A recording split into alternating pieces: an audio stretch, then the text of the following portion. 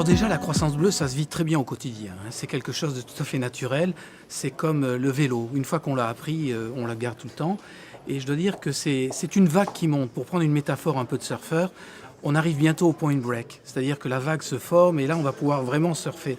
Pour vous donner un exemple, il y a 2 ans, 5 régions, peut-être 6, dans le monde avaient mis en place une stratégie bleue.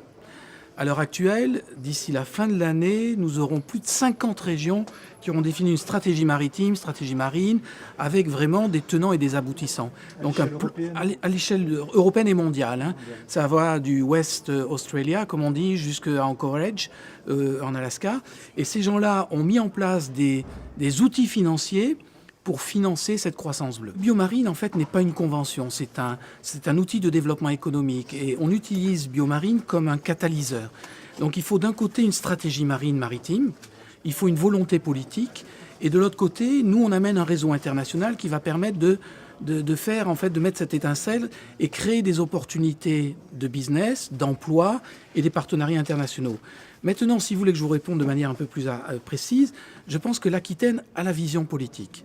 Il y a un président de région qui a cette inspiration et qui voit loin et très loin dans le futur. Et il a compris que l'Aquitaine avait une grande côte.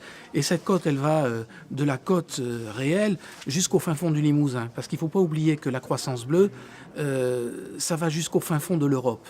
Les gens qui sont en Autriche sont directement concernés par la croissance bleue. Le deuxième point, c'est la volonté économique. Donc je pense que pour développer une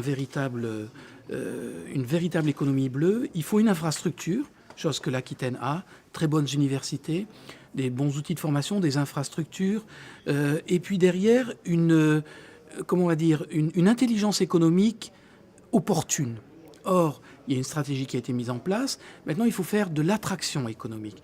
Et tous les outils sont là pour que l'Aquitaine devienne un grand player de cette économie bleue.